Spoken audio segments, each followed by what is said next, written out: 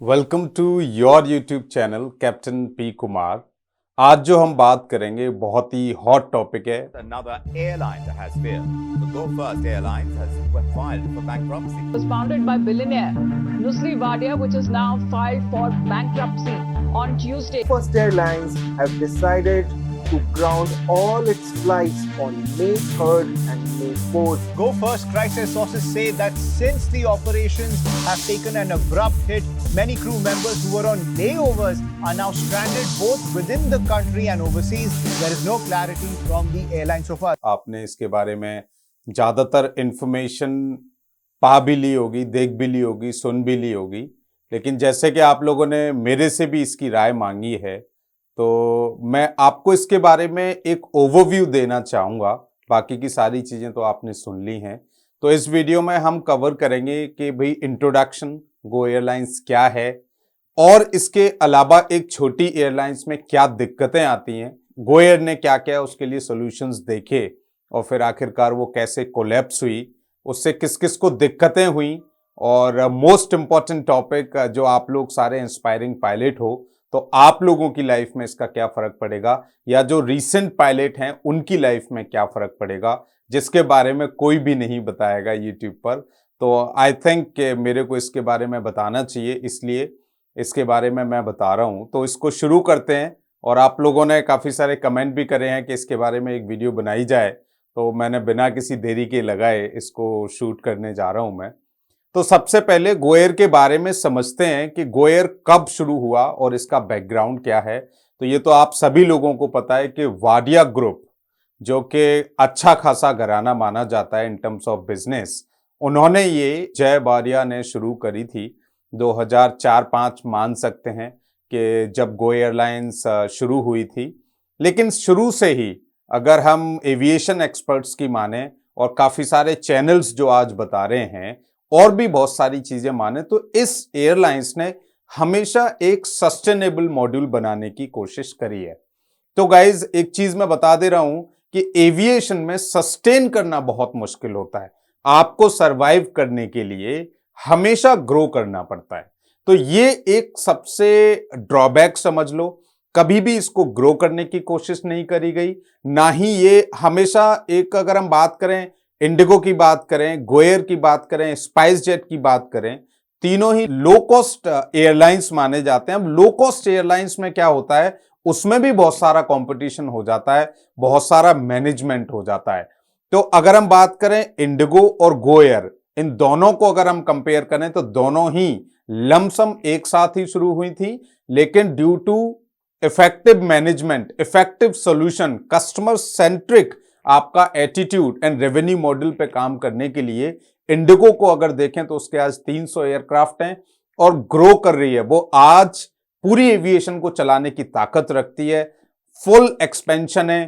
तो हम देख सकते हैं कि इंडिगो में अगर हम बात करें, किसी एम्प्लॉय से बात करें, किसी पायलट से बात करें, तो दे आर ओवरलोडेड अगर हम बात करें, क्योंकि इतना काम है।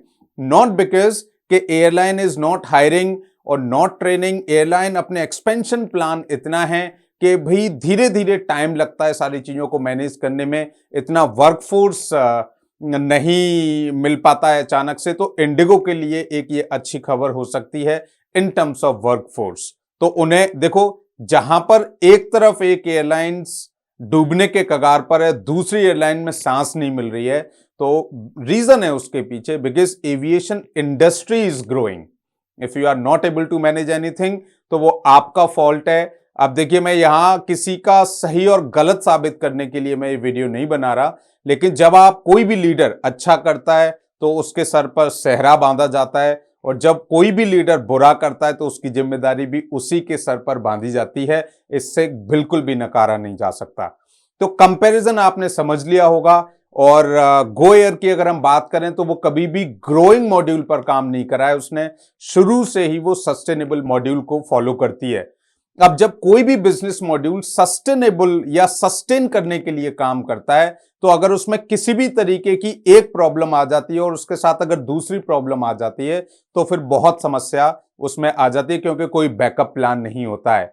तो अब इनका अगर हम वाडिया ग्रुप की बात करें तो ब्रिटानिया बहुत बड़ी ब्रांड है, बॉम्बे डाइंग बहुत बड़ी ब्रांड है। ये एक उन्होंने एक लिमिटेड फंड्स के साथ कह सकते हैं, या उन्होंने देखो जब एक बंदा कई सारे बिजनेस देखता है तो डेफिनेटली उसकी रुचि उस तरफ ज्यादा होती है जिसमें से ज्यादा इनकम और इनपुट एंड आउटपुट जिसमें नंबर ऑफ परसेंटेज ज्यादा होता है।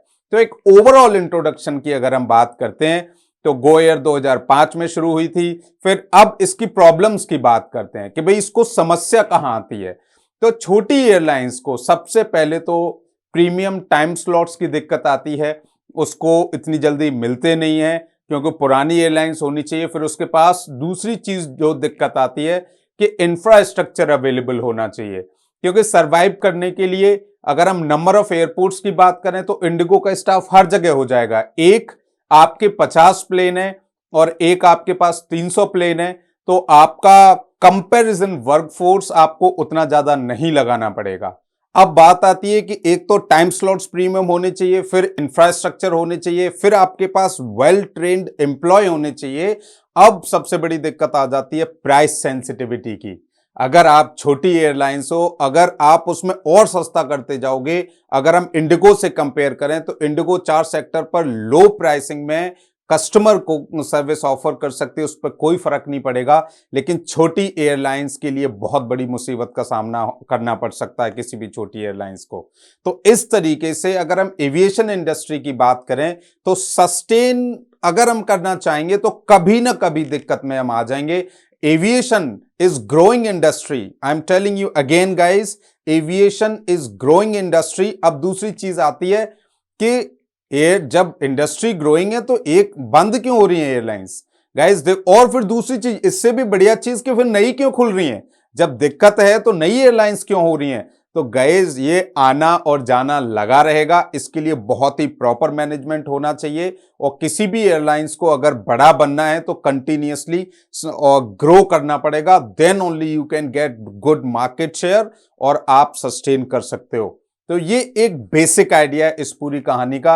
अब अगर स्पेसिफिकली गो एयर की हम बात करें तो गो एयर की जो समस्या शुरू हुई थी वो 2019 से शुरू हुई थी, जब उसके 7% of the plane were grounded. अब ये दिक्कत गो एयर के ही साथ नहीं थी, इंडिगो के भी प्लेन ग्राउंडेड हुए थे, लेकिन इंडिगो इज वेरी इफेक्टिव। उनकी जो टीम है, मैनेजमेंट है, बहुत ज्यादा अपने proper planning, they always ahead of market, 1-2 साल की प्लानिंग करके रखते हैं और सारी चीजें I am sure Go Air में भी कुछ ना कुछ ऐसा ही होता होगा। लेकिन अगर आंकड़ों पर देखें, अगर प्रोग्रेस पर देखें तो Indigo is doing very well inside the market.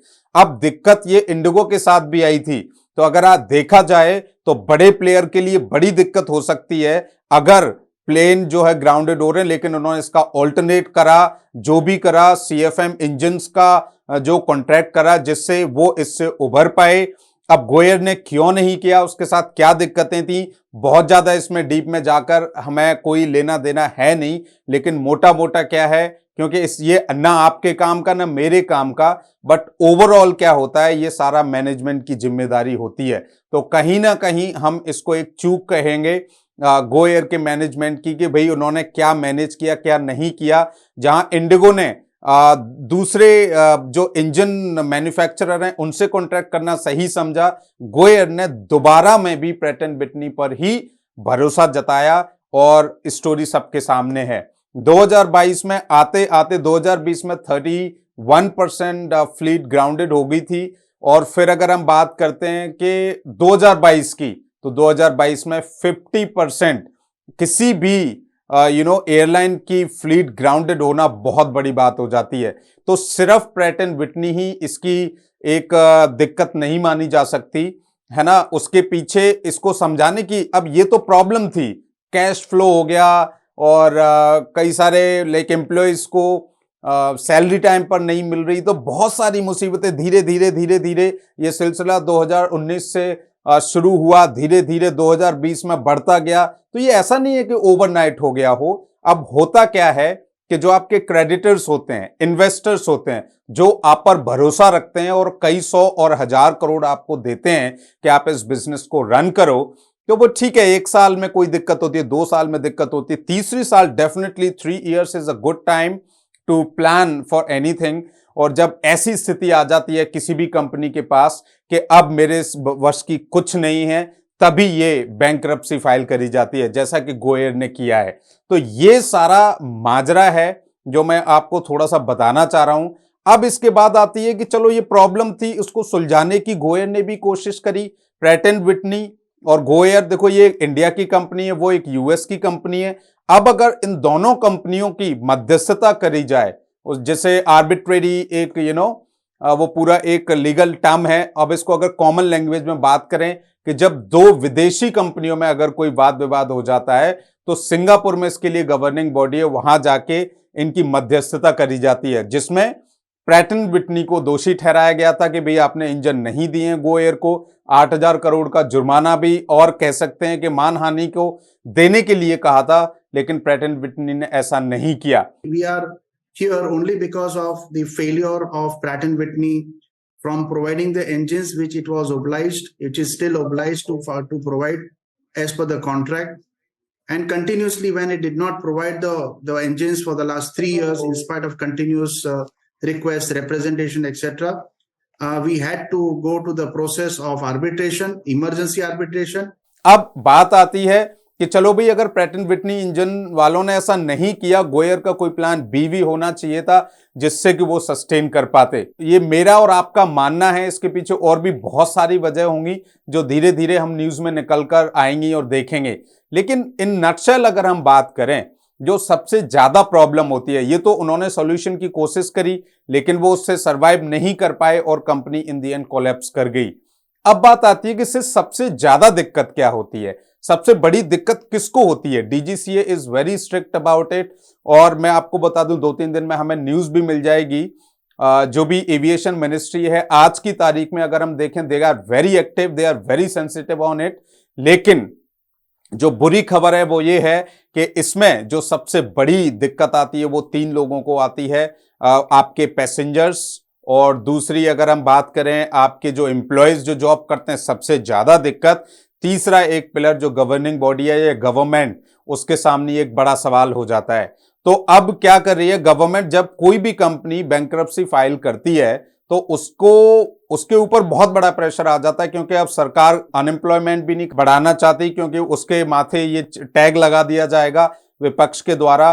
और दूसरी चीज, क्योंकि this is a sustainable module, कि भाई इस बिजनेस को रन किया जा सकता है। एक ही दिक्कत है, अब चलो ठीक है, किसी भी तरीके से अगर इंजन सप्लाई नहीं हो पा रहे हैं तो इसका क्या सोल्यूशन निकाला जाए। तो बैंकरप्सी के बाद वो एक गवर्नमेंट बॉडी एक टीम बनाती है, इसका सॉल्यूशन खोजने की कोशिश करती है या इन्वेस्टर खोजने की कोशिश करती है। तो प्लान ऑफ एक्शन जो क्रेडिटर्स और बैंक्स होते हैं जो इस पर भरोसा नहीं कर रहे आज गोएयर की मैनेजमेंट टीम पर, अब वो उनको भी बुलाया जाएगा, उनकी राय ली जाएगी, क्योंकि अल्टीमेटली पैसा उनका भी लगाया है। एटलीस्ट जो भी कमेटी बनाती है इन सब से डिस्कस करती है, जो भी बेटर होगा सभी के लिए वो एक अल्टीमेटली डिसीजन लेके और काम को बहुत जल्दी शुरू किया जाता है। लेकिन अगर हम हिस्ट्री की बात करें तो जेट एयरवेज भी वहां पर गई थी, फाइल हुई थी, लेकिन बहुत सक्सेसफुल या सेटिस्फाइड कोई सोल्यूशन अभी तक नहीं निकल पाया है। आज भी जेट एयरवेज स्ट्रगल ही कर रही है। So hope for the best. और दूसरी चीज, सबसे बड़ी चीज, किसी भी आज तक हिस्ट्री रही है कि अगर कोई एयरलाइंस बंद हुई है तो वो दोबारा उस पेज से उठ नहीं पाई है। उसके पीछे बहुत सारे पहलू होते हैं। अब सबसे ज्यादा इंपैक्ट जो मैं बता रहा था वो किसको पड़ा, वो पैसेंजर्स को पड़ा। लाखों कस्टमर्स की प्लानिंग खत्म हो गई। एक तो वैसे ही अपने जीवन में छुट्टियां नहीं मिलती हैं, और छुट्टियां मिली तो गोएयर ने ऐसी की तैसी कर दी। फिर रिफंड केसेस आ जाते हैं। अभी तो उन्होंने 3-4-5 तारीख के रिफंड देने की बात कही है, लेकिन अगर हम और किसी की बात करें तो बाकियों की जो लंबे समय की जो टिकट्स बुक हुई थी उस पर अभी कोई डिसीजन नहीं आया है। तो डीजीसीए ने मांगा है एक्शन प्लान। अब देखो इसमें क्या होगा। अब इस समय biggest industry is growing at the pace of 15% traffic growth जो है एनुअली हो रही है इस समय। तो सेक्टर इज ग्रोइंग, लेकिन अब आपके पास रिसोर्सेस होने चाहिए, इसको इनकैश करने के लिए आपकी तैयारी होनी चाहिए। जो मैं समझ पा रहा हूं, जिस तरीके से इंडिगो का एक्सपेंशन प्लान, हायरिंग और सब कुछ जो जबरदस्त चल रहा है, और अगर एयर इंडिया की बात करें तो देखो ये सारे बड़े प्लेयर हैं, इनको खबर होती है कि मार्केट में क्या होने वाला है। Market is ready to consume all these employees जो भी अनएम्प्लॉयड हुए हैं। सो ये आसान नहीं होगा गो एयर के लिए वापस आने के लिए, क्योंकि अल्टीमेटली हमें एम्प्लॉयज चाहिए होते हैं किसी भी बिजनेस को चलाने के लिए। वो भरोसा डेफिनेटली एम्प्लॉयज का टूटेगा, और अब वो विद इन वीक और 15 डेज ही, अगर हम बात करें कि एम्प्लॉयज की, तो क्योंकि एविएशन ग्रो कर रही है और बड़ी बड़ी जो एयरलाइंस हैं, जो बड़ी दो ही बड़ी एयरलाइंस कहेंगे, एक टाटा ग्रुप है, एक इंडिगो है, दोनों ही बहुत पॉजिटिव एटीट्यूड के साथ अपने एक्सपेंशन प्लान को कर रहे हैं। अगर हम देखें, एयर इंडिया ने बोला है कि हम हर महीने 50 पायलट और 500 कैबिन क्रू रिक्रूट कर रहे हैं। इंडिगो भी is directly in contact, regular hiring चल रही है। अब एयर अरेबिया, बाहर की एयरलाइंस ने भी स्पेशली गो एयर के पायलट्स के लिए हायरिंग निकाली है। तो पायलट्स की बात करें तो सबसे मुश्किल जो है पायलट्स के लिए ही होती है, क्योंकि pilot can not do anything other than flying. बाकी के लोग फिर भी इधर उधर एडजस्ट हो जाते हैं। तो गुड न्यूज ये है कि मार्केट बूम पर है, सारे लोग विद इन 3 to 6 मंथ्स में सेटल हो जाएंगे। और हाँ, वेरी इंपॉर्टेंट थिंग, जो आप लोग, जो जिसके लिए आप ये वीडियो देख रहे हो, जिसने भी ट्रेनिंग शुरू करी है, जिसने भी पायलट बनने का सपना देखा है, आपको बिल्कुल टेंशन लेने की जरूरत नहीं है। आज की तारीख में इससे आपके फ्यूचर पे कोई इंपैक्ट नहीं होने वाला है, क्योंकि ये जो सिलसिला अभी चल रहा है, ये 3 से 6 महीने में सारा सेटल हो जाएगा। सारे एम्प्लॉयज कंज्यूम हो जाएंगे, इंडस्ट्री को इनकी सबकी जरूरत है, चाहे हम हिंदुस्तान की बात करें या बाहर की। क्योंकि आज जो आप अपनी ट्रेनिंग शुरू कर रहे हो, वो आपकी 2 से 2.5 साल में खत्म होगी, तो तब तक इसका नामो निशान भी नहीं रहेगा। ये प्रॉब्लम टेम्परेरी है और 6 महीने के अंदर अंदर इसका सोल्यूशन हो जाएगा बाय द गवर्नमेंट और बाय द इंडस्ट्री। तो आपको टेंशन लेने की जरूरत नहीं है। In nutshell guys, I would like to tell you कि ये देखो, एक छोटी एयरलाइंस के साथ बहुत सारी मुसीबतें होती हैं, क्योंकि उसको ओवर स्टाफ रखना पड़ता है, कम ऑपरेशंस होते हैं, तो उनकी कॉस्टिंग बहुत ज़्यादा होती है। फिर कॉम्पिटिटर्स अगर कोई बड़ी एयरलाइन है, तो वो क्या बड़े पैसे के साथ, बड़े अमाउंट के साथ हमेशा रेडी रहती है। So I am telling you, because you know, ये कोई आज और कल की बात नहीं है, ये सीरीज ऑफ इंसिडेंट्स ऐसी घटना का कारण बनते हैं।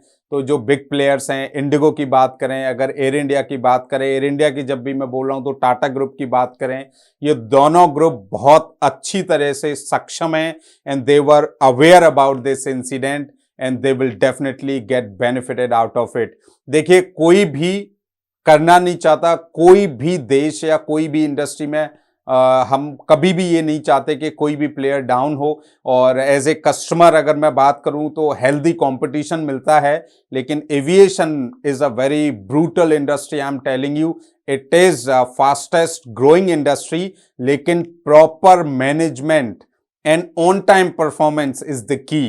क्योंकि अगर आप देखोगे, गो फर्स्ट का ऑन टाइम परफॉर्मेंस भी बहुत ही खराब होता चला जा रहा था। धीरे धीरे आपकी ब्रांडिंग गड़बड़ होती है, कस्टमर आपको पसंद नहीं करते, तो वो आपके लिए बहुत मुश्किलों का सामना करना पड़ता है। क्योंकि और फिर जैसे ही आपने डिमोटिवेशन आपके एम्प्लॉय में ड्यू टू एनी रीजन आ जाता है, देन डेफिनेटली एक इस तरीके के बुरे दिन का कारण ये सब इंसिडेंट ऑफ घटनाएं बनती हैं।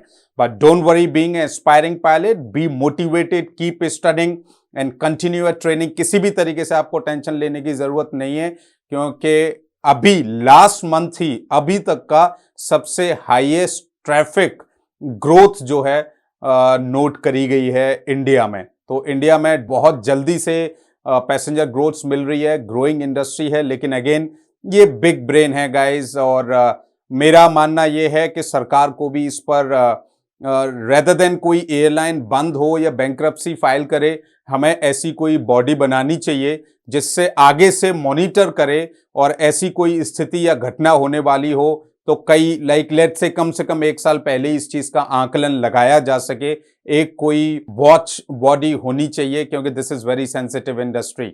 अब इससे क्या, छोटी एयरलाइंस को बढ़ाने में भी एक प्रमोशन टाइप का भी होना चाहिए, जिससे कि बड़े प्लेयर ही इसमें ना खेलें, एक हेल्दी एनवायरनमेंट बने। और मोस्ट इंपॉर्टेंट, जिसके बारे में नहीं सोचते हैं, सबसे बुरा इम्पैक्ट पैसेंजर्स एंड और उनसे भी बुरा इम्पैक्ट एम्प्लॉयज पर आता है कि ओवरनाइट आपको खबर मिलती है कि कल आप जहां काम कर रहे थे वो कंपनी बंद हो गई है।